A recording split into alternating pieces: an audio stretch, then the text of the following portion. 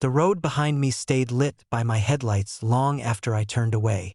The hum of tires on asphalt was the only sound that mattered. A low, steady vibration rose through the steering wheel and into my wrists, a reminder that I was still moving, still real. The dashboard glowed a dull amber, speedometer needle hovering just under 60, fuel gauge steady, clock blinking 1:17 a.m. The fog pressed in from all sides, thick and wet, swallowing the night whole. It muted the world until even the engine sounded distant, like it belonged to someone else's car. I rolled down the window an inch. Cold air slipped in, smelling of damp leaves and metal, and then I rolled it back up. The fog didn't like openings. It felt intrusive, curious, as if it leaned closer whenever I gave it the chance. No other headlights, no taillights, just the ribbon of road ahead, pale and uncertain, and the darkness beyond it. I'd been driving this highway for nearly an hour without seeing another car or a town sign. According to my phone's GPS, when it bothered to load, I should have passed at least one rest stop by now. Instead, the road stretched on, 2 lanes cutting through a forest that felt older than the map. I checked the rearview mirror out of habit. The road behind me stayed lit by my headlights long after I turned away. At first, I didn't register what was wrong. The mirror showed the familiar twin beams cutting through fog, illuminating the asphalt and the reflective paint of the centerline. That was normal. Headlights throw light backward, scatter it, reflect it. I looked back to the road ahead, following a gentle curve to the right, then glanced in the mirror again. The curve was there too. My headlights were still illuminating the straight stretch of road I'd already turned away from, as if the light hadn't followed me through the bend. The image lagged behind reality, frozen in a previous moment. I frowned and adjusted the mirror. The scene didn't change. Probably fog tricks, I told myself. Refraction. Fatigue. I'd been driving too long. I focused forward, gripping the wheel, letting the hum of the tires steady me. The fog thickened, sound dampened further, until even the wind against the car felt padded, distant. A green road sign emerged ahead, its reflective surface flaring white in my headlights. I leaned forward to read it, but the letters blurred and flickered, then vanished entirely as I passed beneath it. In the mirror, the sign burned bright and legible for several seconds longer before dissolving into gray. I swallowed. I slowed the car, easing off the accelerator. The speedometer needle dropped. The hum softened. Ahead, the road narrowed visually, swallowed by fog. Behind me, in the mirror, the light intensified. The beams looked sharper there, more focused, as if someone had adjusted them for clarity. I pressed the brakes and came to a complete stop. The forest closed in, branches arching over the road like ribs. The fog pressed against the windshield, beating with moisture. My breath sounded loud inside the car. I waited for the mirror image to change, to show my brake lights flaring red against the trees. Didn't. The road behind me remained lit in clean white, stretching farther than it should have. The centerline extended into the distance, perfectly visible, as if the fog didn't exist back there. I twisted in my seat and looked over my shoulder. Nothing, just fog and darkness. When I faced forward again, the mirror still showed the bright, impossible road. A shadow crossed it, long and thin, sliding sideways through the light. It moved against the direction of the beams, deliberate, as if walking across a stage. My heart began to race. I told myself not to panic. Shadows move in fog. Branches sway. Animals cross roads. I put the car back in drive and eased forward. The road ahead crept toward me, the fog reluctantly parting. In the mirror, the illuminated stretch stayed exactly the same distance away, as if anchored in place. The highway began to loop. Not sharply, not obviously. Just enough that I started to recognize things. A mile marker with a dented corner. A leaning tree with a pale scar where lightning had struck. A reflective post with a missing cap. Each time I passed them, a prickle ran up my spine. Not because they were familiar, but because they were familiar again. The GPS recalculated, then recalculated again, then went blank. The light behind me grew brighter. It was no longer the soft spill of normal headlights. It had weight, presence. It filled the mirror, bleaching the fog away, revealing details I shouldn't have been able to see. Cracks in the asphalt, pebbles, a dark stain that looked disturbingly like dried blood. The shadows within it moved more often now, stretching and folding, never quite resolving into shapes. I tried flashing my headlights off and on. The road ahead plunged into darkness for a heartbeat. The dashboard lights suddenly harsh. The mirror didn't change. The light behind me stayed on, unwavering. My hands shook. I laughed once, a thin, broken sound. "Okay," I said to the empty car. "Okay." Another sign appeared ahead, yellow this time. I slowed, squinting. The symbol on it was wrong. Lines bending in ways my eyes refused to follow. As I passed it, the sign vanished completely, leaving no post behind. In the mirror, it lingered, bright and patient, then flickered and went out like an eye closing. Something was wrong with time. Or with me. I rubbed my face with one hand, the other locked on the wheel. Lack of sleep could do this. Stress. Long drives on empty roads. I thought of stories I'd read, people driving into nowhere, convincing themselves the impossible was real. The road ahead curved left. I followed it, jaw clenched. In the mirror, the road behind did not curve. It stretched straight on, perfectly centered, as if inviting me to turn around and go back. The light pulsed once, brighter, and I felt it. Not on my eyes, but on my skin, like a tension. I accelerated. The engine whined, the hum rising to a roar.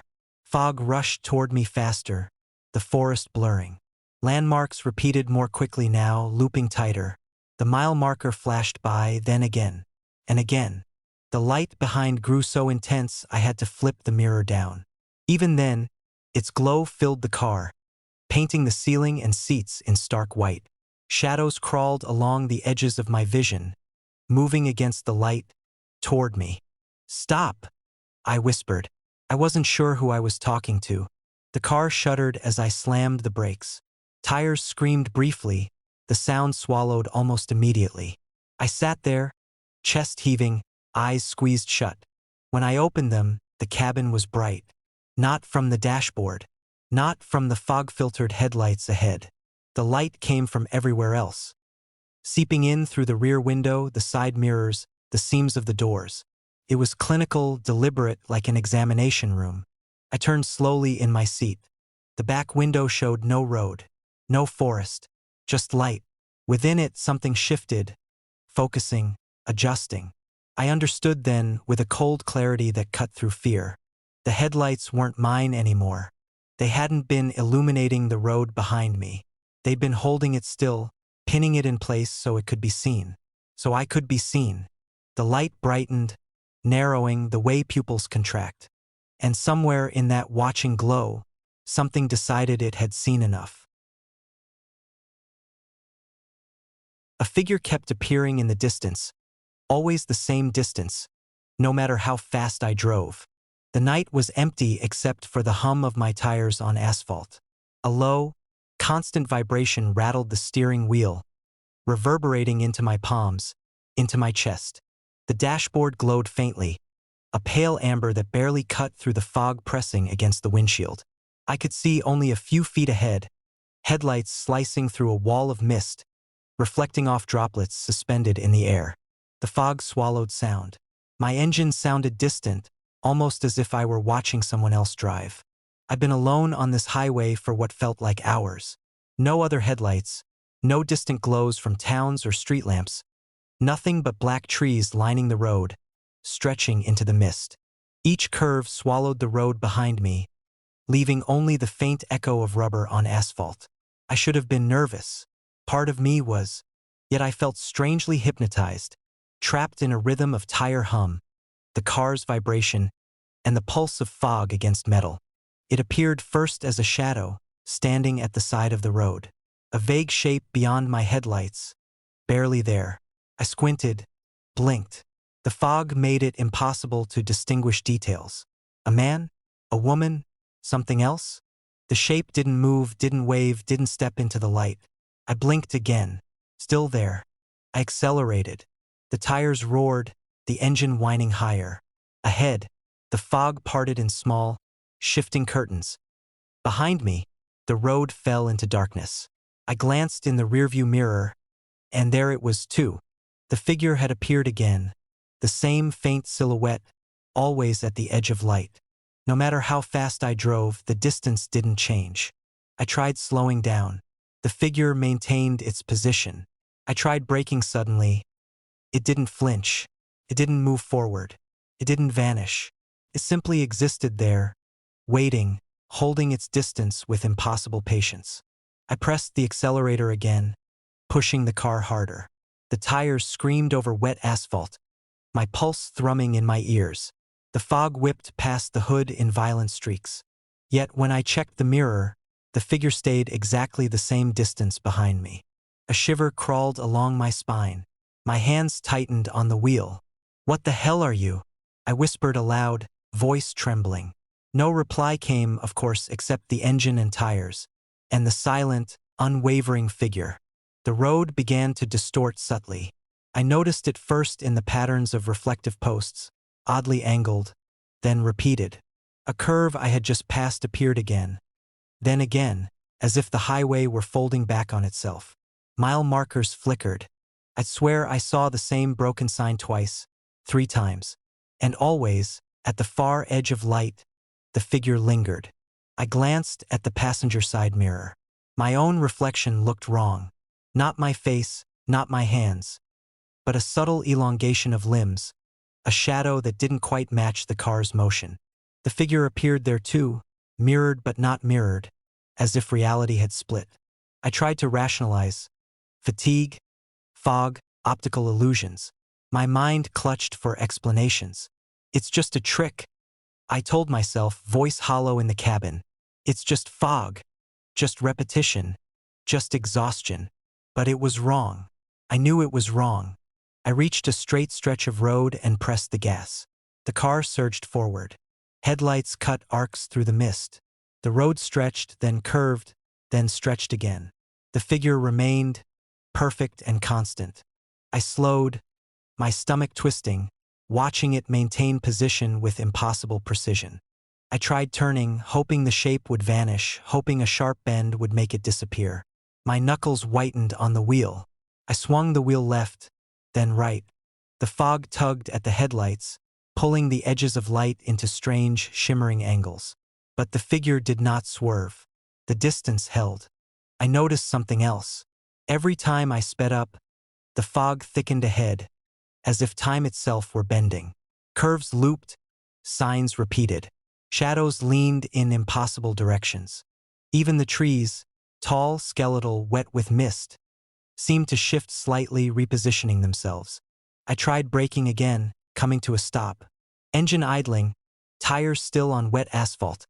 I stared into the rearview mirror. The figure lingered at the same distance, as if frozen in time, yet it grew clearer. Its shape became more defined, human, but unervingly precise, impossibly still. It looked like someone cut out a shadow from the fog itself, holding it, observing. I tried reversing, thinking to escape, to put distance between us. Tires squealed in protest, the engine groaning.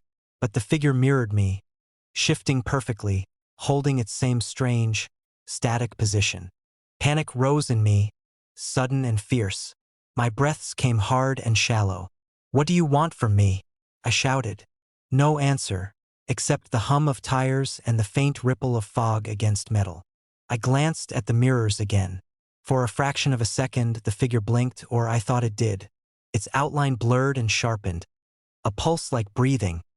A subtle sway that wasn't natural, yet wasn't impossible. Then it froze again, perfect and patient. I pressed the accelerator once more, hurtling forward, eyes scanning for landmarks. Trees passed, fog thickened, asphalt blurred.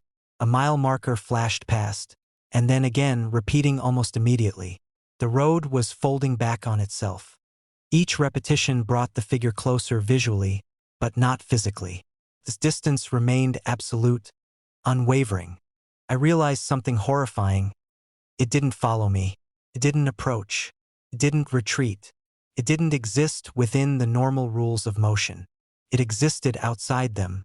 The figure's position was independent of mine, a constant, immutable measure. I wanted to scream, but the sound felt wrong in the car, swallowed by the fog, echoing in a rhythm that didn't match my own heartbeat. The mirrors reflected me differently each time I glanced, limbs lengthening, torso tilting, shadow stretching. And the figure remained perfect, still, always at the same impossible distance. I remembered stories of people driving in circles on abandoned highways, vanishing, never found. I thought of their fear. I thought of how they described a presence, a watching. And now I understood. The figure wasn't following me. It was holding the world in place so it could watch. Every turn, every acceleration, every repeated sign. It was all part of a measurement. I was the variable and the figure was the constant. It observed, silently, impossibly, infinitely. I reached another bend, the road curving sharply to the left. I took it instinctively. My hands trembled. The fog pressed against the windshield, thick and viscous. In the mirror, the figure's distance did not change. In the passenger side reflection, I caught a glimpse of its face. Empty, calm, inhuman, and precise. I tried to blink it away. I tried to turn. I tried to drive faster than I'd ever driven. But the distance held. And then I realized something worse. The figure didn't care about the car. It didn't care about me. The distance was meaningless to me, it only mattered to it. It was watching, and the world, the road, the fog, even my perception of time, existed only so the watching could continue uninterrupted. I pressed harder on the accelerator. The engine roared. Fog whipped past like living fingers. Curves repeated. Trees repeated. Shadows leaned at unnatural angles. The figure stayed exactly the same distance behind, a perfect, horrifying constant. And then, somewhere deep in the reflection of my rearview mirror, I felt it measure me. Not like a predator measures prey. Not like a driver measures speed. Like someone reading a line of text, counting letters, noting spaces, aware of every motion, every twitch, every heartbeat. I didn't know how long I drove like that. Minutes, hours, days. Time bent. Landmarks repeated endlessly. The figure's distance never wavered. And I knew, in the quiet terror of that infinite road, that no matter what I did, no matter how far I drove, the figure would always remain exactly where it wanted. Unchanging, patient, observing, and impossible. I could not escape it, because the figure was not behind me. It was the measure of the road itself. And I was the anomaly,